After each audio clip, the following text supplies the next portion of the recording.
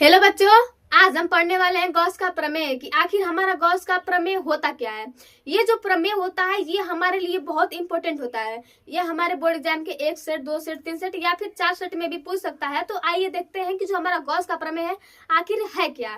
तो इस प्रमेय के अनुसार किसी बंद पृष्ठ से गुजरने वाला वैद्युत फ्लक्स उस पृष्ठ द्वारा परिबद्ध कुल आवेश का 1/ε0 गुना होता है। अर्थात जो हमारा वैद्युत फ्लक्स जो फाई ई होता है ये Q इंटू 1/ε0 के इक्वल होता है। ठीक, ये जो हमारा गॉस का प्रमेय होता है ये हमारे बंद पृष्ठों के लिए लागू होता है, लेकिन जो हमारे बंद पृष्ठ होते हैं ये वास्तविक न होकर बल्कि हमारे एक काल्पनिक पृष्ठ होते हैं। तो आइए देखते हैं कि ये जो फार्मूला होता है ना ये इसकी उत्पत्ति कैसे होती है। ठीक, देखिए, मान लीजिए कि हमारा कोई एक पृष्ठ मान लीजिए कि हमारा कोई एक काल्पनिक पृष्ठ है। यहाँ पर हमने एक प्लस क्यू आवेश ले लिया और मान लीजिए कि यह ओ बिंदु पर स्थित है। हमने Q से एक R दूरी पर बिंदु P लिया। यहाँ से Q से हमने R दूरी पर एक बिंदु P लिया। मान लीजिए कि जब ये पूरा पृष्ठ A है, इस पूरे पृष्ठ का क्षेत्रफल A है, तो जो हमारा P है, P एक छोटे से क्षेत्रफल में स्थित है। तो मान लीजिए कि यह जिस क्षेत्रफल में स्थित है ये हमारा DA क्षेत्रफल है और इसके साथ ही जो हमारा बिंदु P है यह E वैद्युत क्षेत्र में स्थित है। ठीक, मान लीजिए कि यह E वैद्युत क्षेत्र में स्थित है। तो यहाँ पर जो D और E के बीच बनने वाला जो कोण होगा ये हमारा थीटा होगा। मान लीजिए कि इन दोनों के बीच हमारा कोण बनने वाला क्या है, थीटा है। ये हमारा क्या हो गया, थीटा हो गया। अब आप यहाँ से लिखिएगा। ठीक, आपका कंडीशन नंबर पहला ये होगा कि बिंदु Q के कारण बिंदु P पर वैद्युत क्षेत्र की तीव्रता, बिंदु की Q के कारण बिंदु P पर वैद्युत क्षेत्र की तीव्रता। यहाँ से क्या होगा, तो Q के कारण बिंदु Q के कारण। ठीक, यहाँ पर कर लीजिए Q के कारण किस पर, तो बिंदु P पर वैद्युत क्षेत्र की तीव्रता। Q के कारण बिंदु P पर वैद्युत क्षेत्र की तीव्रता, बिंदु Q के कारण बिंदु P पर वैद्युत क्षेत्र की तीव्रता। तीव्रता को हम किससे डिनोट करते हैं, तो हम तीव्रता को ई से डिनोट करते हैं।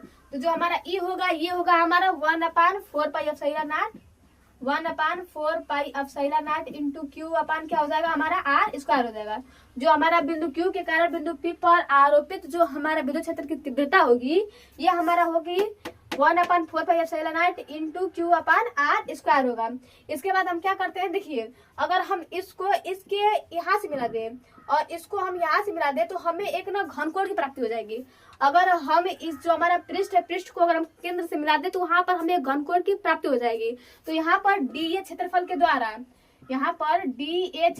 द्वारा बिंदु O पर अंतरित घनकोण, सेकेंड में आप क्या लिखिएगा, किसके कारण, तो DA क्षेत्रफल के द्वारा, वेक्टर DA क्षेत्रफल के कारण, DA क्षेत्रफल के कारण चाहे के द्वारा। ठीक, DA क्षेत्रफल के द्वारा बिंदु O पर अंतरित घनकोण, बिंदु O पर अंतरित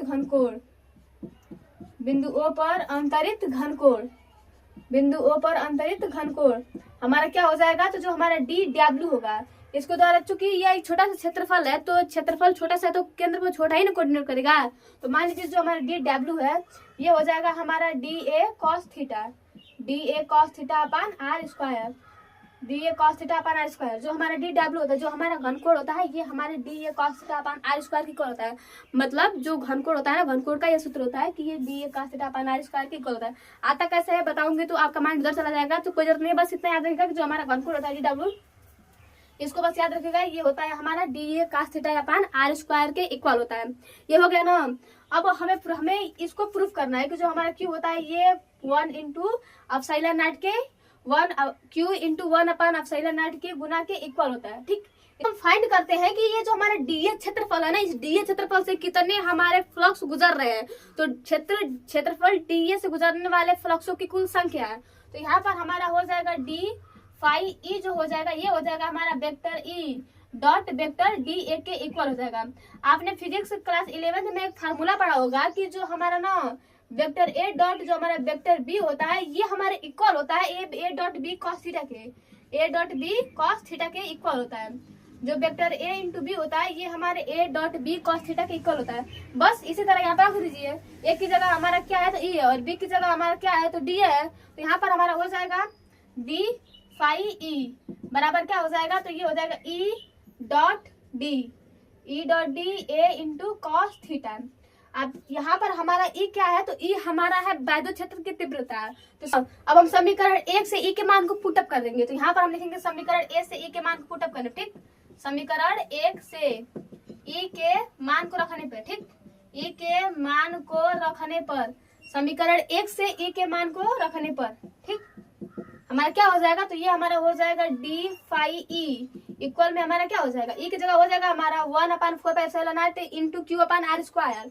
यहाँ पे हो जाएगा आपका 1/4 pi epsilon not into Q upon R square और इंटू में आपका हो जाएगा डी ए कॉस थीटा। देखिए अगर इसको आप थोड़ा सा व्यवस्थित कर दोगे ना तो यहाँ पर आपको कुछ मिल जाएगा। देखिए अगर यहाँ पर आप कर दोगे डी फाई ई बराबर, अगर क्यू को इधर कर दीजिए तो यहाँ पर हो जाएगा Q upon 4 pi epsilon not into में आपका हो जाएगा डी ए कॉस थीटा अपान में आपका क्या हो जाएगा आर स्क्वायर हो जाएगा। और जो हमारा D A cos theta upon R square होता है ये हमारे डी ओमेगा का इक्वल होता है। देखिए जो हमारा डी जो हमारा घनफल होता है ये हमारा होता है D A cos theta upon square की जगह पर अगर हम डी ओमेगा रख दें, ठीक, तो यहाँ पर हम क्या करेंगे कि समीकरण मान लीजिए कि वहां से डी ओमेगा का मान रखने पर तो यहाँ पर आपका हो जाएगा डी फाई ई बराबर Q upon 4 pi epsilon not into में आपका हो जाएगा डी डब्ल्यू। ये हुआ हमारे छोटे पृष्ठ के लिए।